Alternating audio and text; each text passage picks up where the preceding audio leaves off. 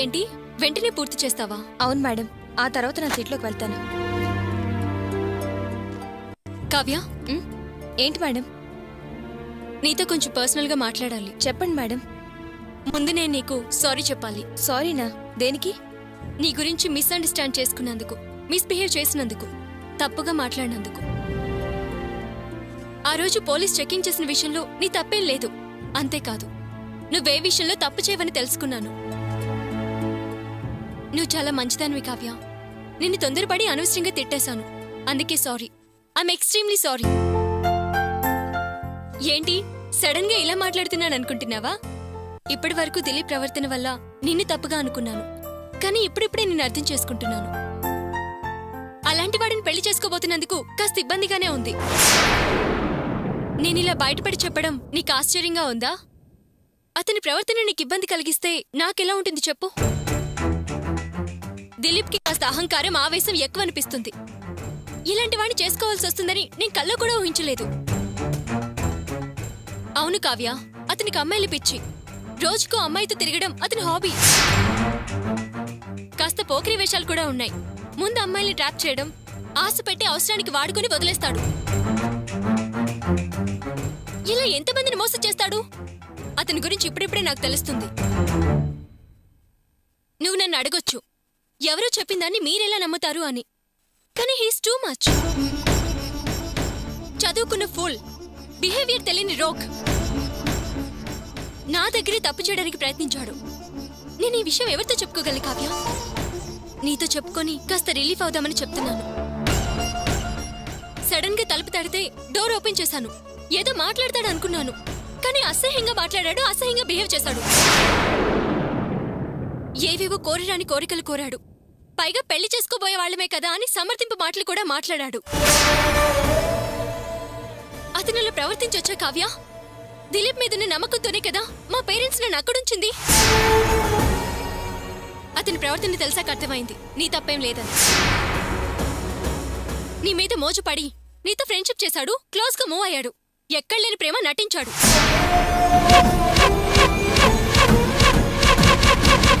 నువ్వు నమ్మి పెళ్లి చేసుకుందామనగానే ప్లేట్ ఫిరాయించాడు. డబ్బు కోసం నాతో పెళ్లి కొప్పుకున్నాడు. నా తలరాత కాకపోతే వాడితో నా పెళ్ళేంటి? Stop the nonsense. ఎవరితో ఎవరి గురించి మాట్లాడుతున్నారు మీరు? మీరే కాదు, ఆ దేవుడే దిగొచ్చి దిలీప్ గురించి తప్పుగా చెప్పినా నేను నమ్మను, సహించను.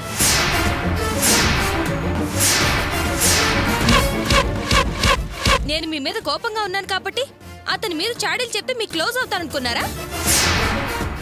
నేను దిలీప్ మీద కోపంతో వెళ్ళిపోలేదు, రెస్పెక్ట్తో వెళ్ళిపోయాను. నా మీద, నా జీవితం మీద, నా మూలంగా దిలీప్ మీద ఏ నింద పడకూడదని బయటకు వచ్చేసాను, అంతే.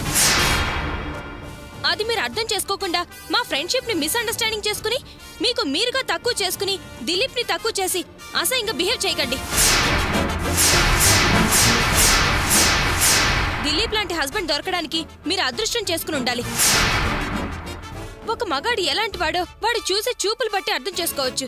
ఇంతకాలం నుంచి దిలీప్తో ఫ్రెండ్షిప్ చేస్తున్నాను, 1,00,000 సార్లు మాట్లాడాను, కానీ ఎప్పుడు తప్పుగా మాట్లాడలేదు. ఆ మంచితనం చూసే తనని నేనుగా ప్రేమించడం మొదలుపెట్టాను. అలాంటి మంచి మనిషి గురించి ఎందుకింత తప్పుగా మాట్లాడుతున్నారు? ఒకవేళ దిలీప్ గురించి ఎవరైనా తప్పుగా మాట్లాడితే మీరు ఖండించాల్సింది పోయి మీరే ఇలా మాట్లాడడం బ్యాడ్ లక్.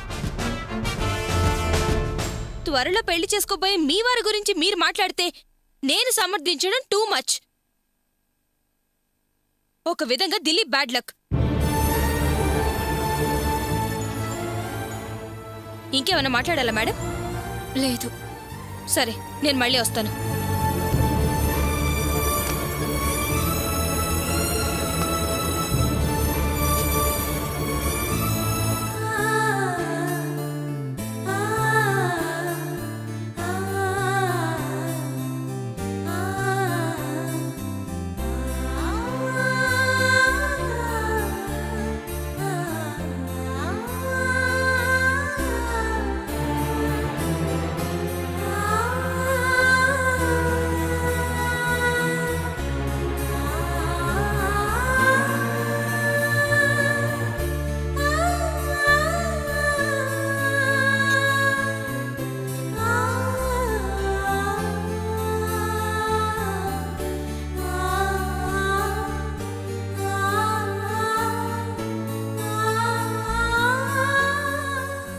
అర్చన ఆ?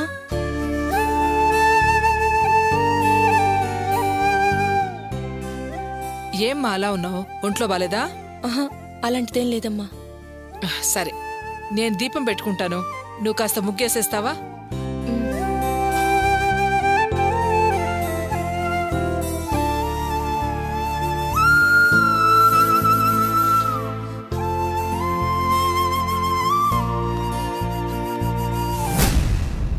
అమ్మా అర్చన,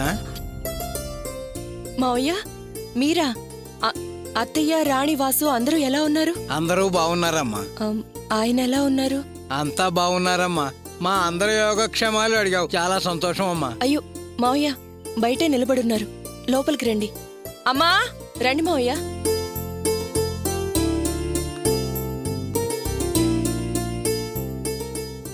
రండి మావయ్య, లోపలికి రండి.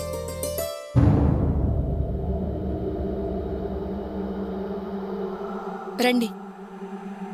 నమస్కారం అమ్మా. నమస్కారం. ఏమండి, లోపలేం చేస్తున్నారు? ఓసారి ఇలా రండి. వస్తున్నా. ఏమిటి? అరే బావగారు, కూర్చోండి మావయ్య. నమస్కారం బావగారు. కూర్చోండి బావగారు. అమ్మ అర్చన, మామయ్య గారి కాఫీ తీసుకురామ్మా. కాఫీ టీలు ఏమొద్దమ్మా, కాసి మంచినీళ్ళు తెచ్చిపెట్టు చాలు. ఏంటి బావగారు, ఏంటి విశేషాలు? ఎప్పుడు మీ అన్నయ్య గారు వస్తుంటారు, ఈసారేంటి మీరొచ్చారు?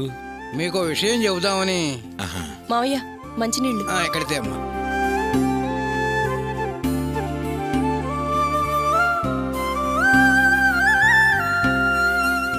చెప్పండి, ఏంటా విషయం?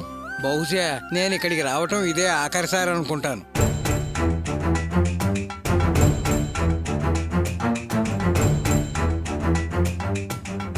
ఏంటి బావగారు మీరనేది?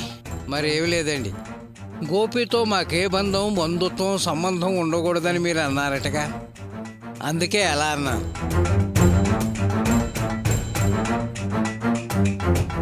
మేమంతా కలిసి బాగా ఆలోచించి ఓ నిర్ణయానికి వచ్చాం.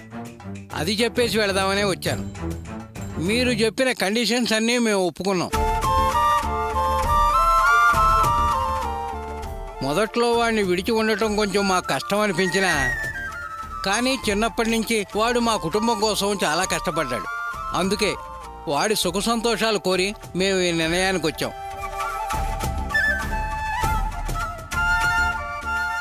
మరో వారంలో వాళ్ళు వేరే కాపురం పెట్టచ్చు. వాళ్లతో పాటు మీతో కూడా సంబంధాలు తెగిపోతాయి.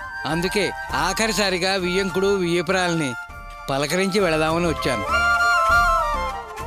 బావగారు, మీరలా మాట్లాడకండి, మా మనసుకు బాధ కలుగుతుంది. లేదండి, మీ మనసుకు బాధ కలిగించాలని నేను అలా మాట్లాడలేదు. నేను నిజమే చెబుతున్నాను. అమ్మా, వాళ్ళు వేరుపడగానే మాకు వాళ్ళకి ఏ విధమైన సంబంధం ఉండదు. మీరు కోరిన ప్రకారం అంతా మంచిగా జరుగుతుంది. మా కోరిక అదేనమ్మా. నా కొడుకు కోళ్ళు సంతోషంగా ఉండాలి. అంతా బానే ఉందండి. మీరు కలిసి ఓ నిర్ణయానికి వచ్చారు, ఒప్పుకున్నారు, బానే ఉంది. ఉత్సవ విగ్రహాలు కేవలం ఊరేగింపుకే గాని మూల విరాట్ ఒప్పుకున్నాడా అని. అదేనండి, మీ అబ్బాయికి చెప్పారా, ఒప్పుకున్నాడా అని? అంత తేలిగ్గా ఒప్పుకోడే. అదేంటమ్మా, వాడు ఒప్పుకోకుండా నేనొచ్చి ఈ మాట మీతో చెప్తానా? ముందు మీరన్నట్టు వాడు ఒప్పుకోలేదు. ఇక మేమే చివరకు బలవంతంగా ఒప్పుకునేట్టు చేశాం. అబద్ధం.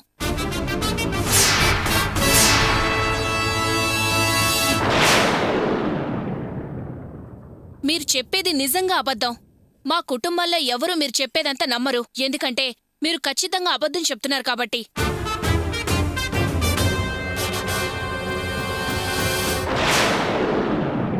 గోపి ఈ కండిషన్స్కి ఒప్పుకోనుండడు. ఎందుకంటే మీరన్నా మీ కుటుంబం అన్నా గోపీకి చచ్చేంత మమకారం కాబట్టి. ఆ మమకారాన్నంతా వదిలేసుకుని మా కండిషన్స్కి ఎలా ఒప్పుకుంటాడు చెప్పండి?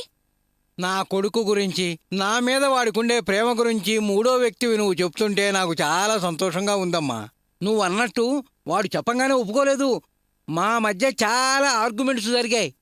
చివరికి మేము ప్రయోగించిన అస్త్రం బాగా పనిచేసింది. అందుకే వాడు ఒప్పుకున్నాడు. నువ్వు వేరుపడితేనే మేము సంతోషంగా ఉంటాం, లేకపోతే నువ్వు ఒక్కడివే సంతోషంగా ఉంటావురా అన్నాను. అప్పుడు ఒప్పుకున్నాడమ్మా.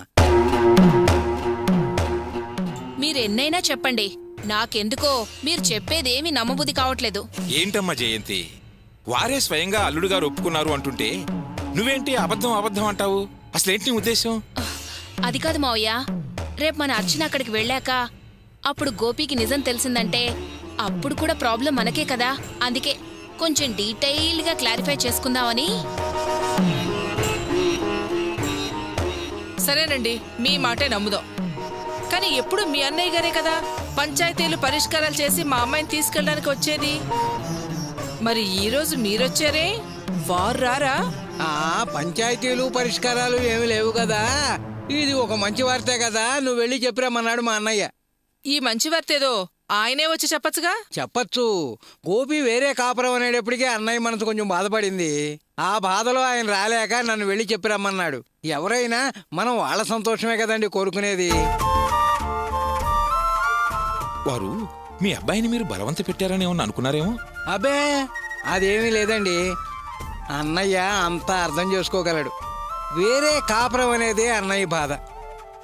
అదే తనొచ్చి స్వయంగా చెప్పడానికి ఇబ్బంది పడ్డాడు. అందుకే నన్ను పంపించాడు. ఏదైతేనే నా కూతురి కాపురం సుఖపడబోతుంది. చాలా సంతోషం.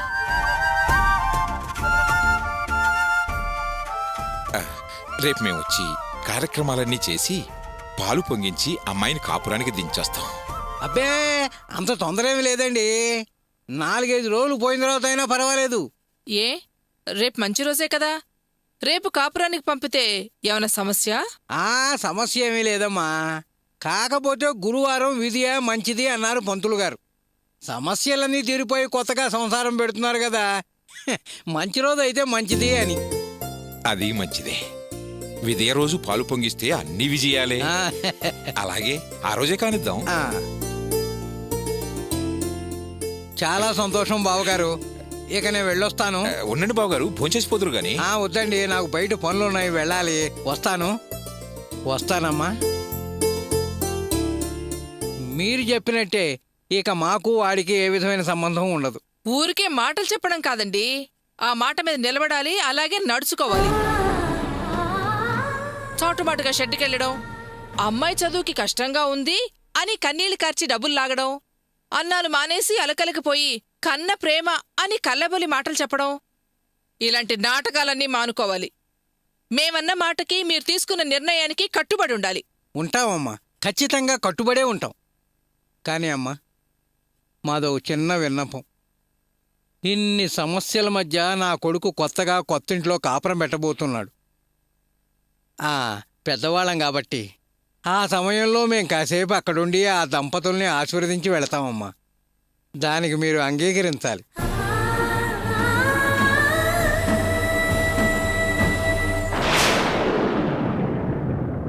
ఏమిటి వరలక్ష్మి ఆలోచిస్తున్నావు? వాళ్ళది కన్నప్రేమేనే, కాదని చెప్పకు, సరేనను.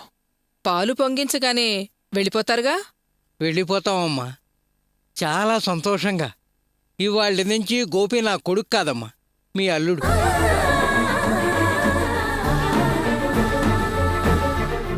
వస్తాను. సారీ, ఉంటాను.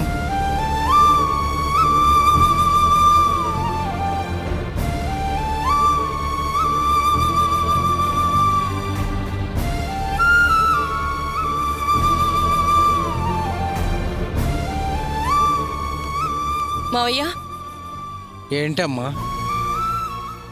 మిమ్మల్ని ఒక మాట అడగాలి. నిజంగానే ఆయన మిమ్మల్ని అందరినీ వదిలి వేరేగా వెళ్ళడానికి ఒప్పుకున్నారా? ఎందుకమ్మా ఇదే ప్రశ్న మీరందరూ మళ్ళీ మళ్ళీ అడుగుతున్నారు? మావయ్య, ఆయన గురించి నాకు బాగా తెలుసు. కుటుంబం కోసం ప్రాణం ఇచ్చే మనిషి ఆయన. అలాంటి మనిషిని మీరంతా కలిసి బలవంతం పెట్టడం వల్లే ఆయన ఒప్పుకున్నారేమోనని అనిపిస్తుంది.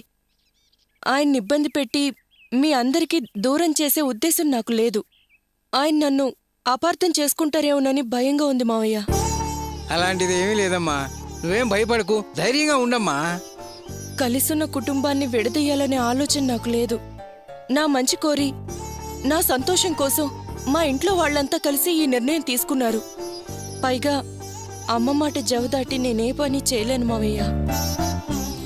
గోపి గురించి నీకు బాగా తెలుసు, నీ గురించి కూడా గోపికి బాగా తెలుసు. ఈ విషయం మాకు బాగా తెలుసమ్మా. మేమేం తప్పుగా అనుకోం. నువ్వు ధైర్యంగా ఉండమ్మా. మావయ్య, నా మీద ప్రేమతో ఆయన బాధను మనసులోనే పెట్టుకుంటారు. దానివల్ల సరిగ్గా తినరు, నిద్రపోరు. మీరే ఆయన్ని జాగ్రత్తగా చూసుకోవాలి మావయ్య. నువ్వేం దిగులు పడకమ్మా, నేను చూసుకుంటాను కదా. నీ మంచి మనసుకు ఏ ఇబ్బంది రాదమ్మా. నువ్వు చల్లగా ఉండాలమ్మా, అదే నేను కోరుకునేది. మరి నేను వస్తానమ్మా. ఆ?